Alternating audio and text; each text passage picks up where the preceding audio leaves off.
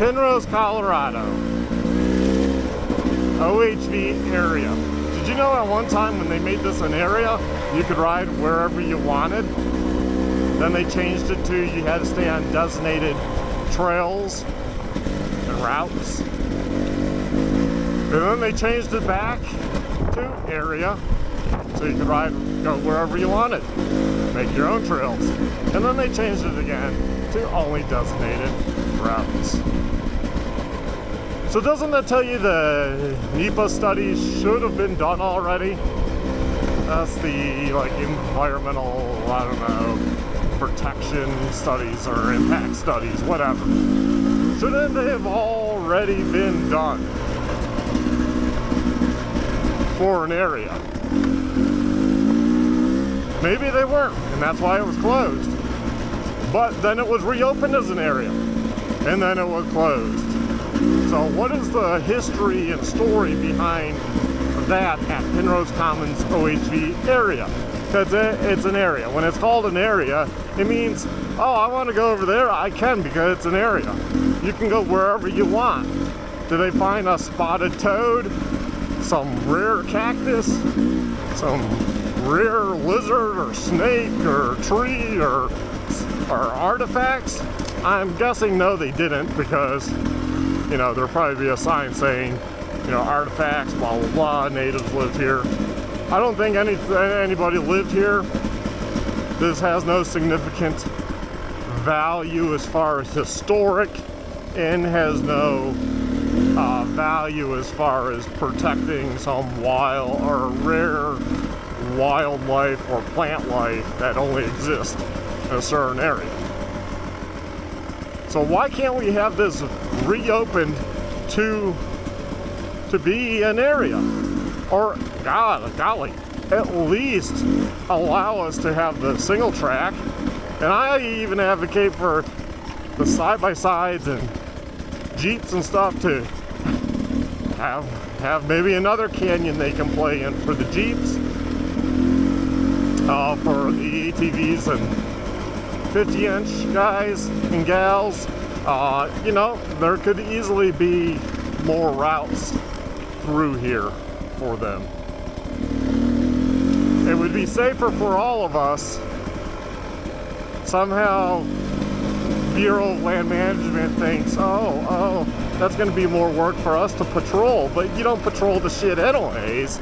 And we're the ones that take care of it. We're the ones that cut down trees when they fall.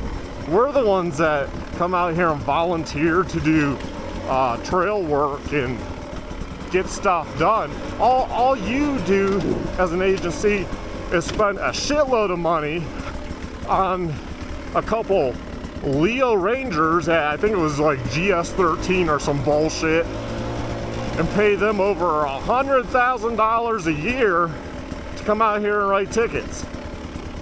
That seems pretty stupid to me. That seems like a waste of taxpayer money. That seems like an endeavor to always need to write tickets on people. This seems pretty stupid. The Bureau of Land Management isn't our friend. They're not our buddy. I can remember when they said, well, map the motorcycle trails out here, the single track, and give us those GPAX files. I was like, are you shitting me? I'm not gonna give you shit for my files. I have a feeling somebody gave them my file of the trails. Well, blame the local dealers that were pointing to, hey, where's there some single track in the winter? And they would say, well, Penrose Commons. Penrose Commons has single track.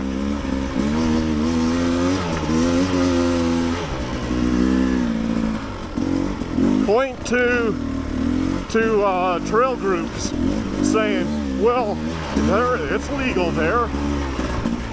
We're working on it. Or Rampart Race Motorcycle Committee's working on it. Or CMTRA's working on it. They're legal. You can ride there. Oh, okay. I mean, everyone's saying that. Eventually it became, I guess it is legal, right? Maybe they are working on it. I fell victim to that too, because everyone knew about the single track here. Like I said, one of the popular dealers in downtown Colorado Springs, talking to the guy in service, and he goes, oh yeah, you know, there's a lot of great single track down in Penrose Commons. There is? I kind of played dumb, and then I was like, yeah, I already know about all that. But he told me all about the trails. He's like, oh yeah, it's great. You like hard stuff. I was like, huh. Don't know what year that was. That was right before COVID, because that's when I had the Loner Beta 500. Because I was in for the clutch cover. So, what was that, 2019? So 2019, Apex Sports was sending people down here. So, you know, a lot of people want to point to like my videos and stuff. I didn't name stuff like Penrose Commons. It was all like obscure. Yeah, somebody that watched my channel might be like, that looks familiar, but I didn't blatantly say Penrose Commons on my shit. And I made sure of that so it didn't come up in searches. I didn't tag Penrose Commons. You know? So you can blame YouTube all you want, trail organizations, but you guys are like the assholes that are hypocrites that fucking come out here and ride this and act like, oh yeah, you know, stay the trail, you know, don't ride the single track. Oh, but you know, we're doing it, and I see you out here doing it. It's like, you're a bunch of fucking hypocrites. Because what you want to do is you want it to be only for you. That's all you want. You want it to be fucking for you. And that's kind of disgusting, really. So what trail organization are you? Obviously, you don't practice what you preach. And I'm not going to throw other groups I'm not going to throw other groups under the bus and say they all do it. But a lot of them do it. You know? I mean, when you can go to a meeting and they project up there riding at Penrose on illegal shit, then, oh, you know, I don't even want to listen to it. Fuck you, and fuck your group that you're claiming you're trying to open that single track. Oh, I'm sure this video is going to get a lot of attention. But you know what? You like to keep things closed down.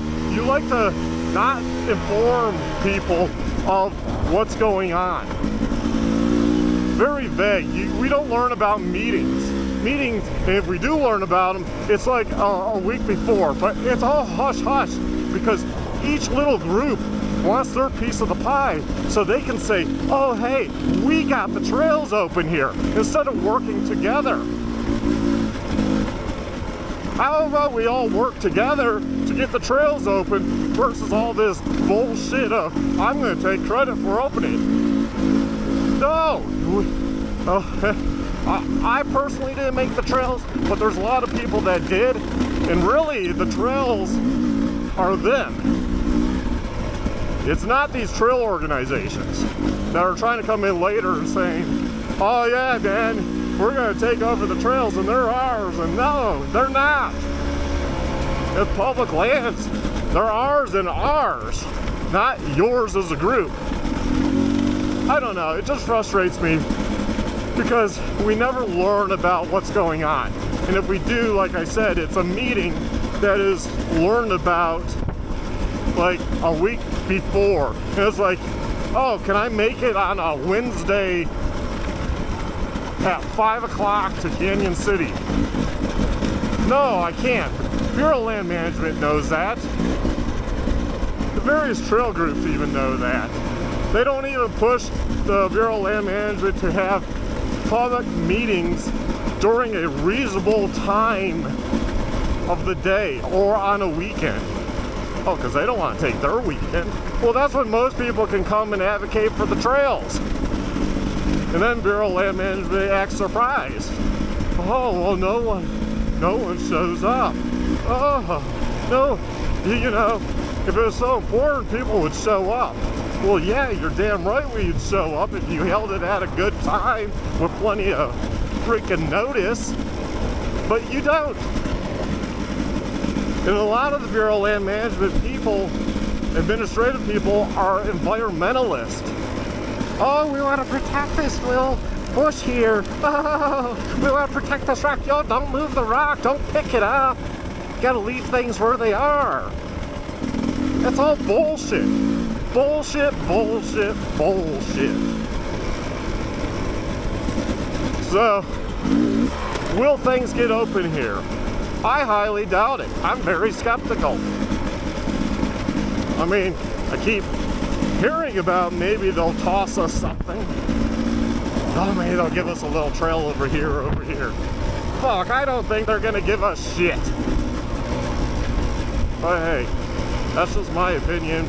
I've dealt with these land managers for a long time. I've dealt with trail groups for a while. I've seen how things go, and they go how they already know how they're gonna go. So when they give you like a plan for an area that pick A, B, C, or D, and everyone picks, say, C, but all the land managers already decided they're gonna pick B. They already know. It's the illusion of giving you a say. You don't really have a say in anything, but it's the illusion. Hey, we let you voice your opinions. We let you pick one of the plans, but apparently, B was the one that was the one we have to go with. Well, then why did we even pick? You already knew, because it's the illusion. It's to make people happy. It's kind of like the woo and mask, you know? I don't want to turn it into that, but it is. It is. It makes people feel safe. It makes people feel like they're doing something. When in reality, they're not. They're not doing anything. It's just government pandering to an audience to make them feel good, you know? It's total and utter bullshit.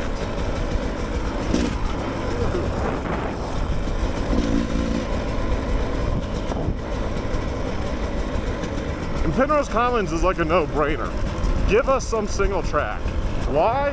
Because then we could not be elsewhere. I'll just leave it at that. I mean, I know the land managers aren't stupid, but give us single track here.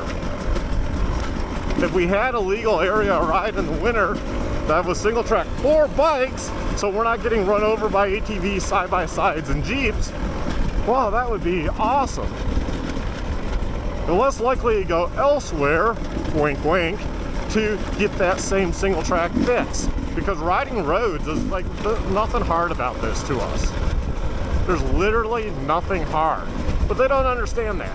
They act surprised that the single track here, we ride that, you ride that. Well, clearly, hundreds of people rode that every weekend. So yeah, it's...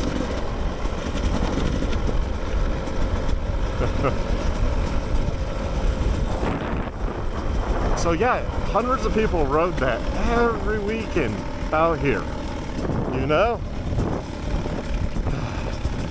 I don't know.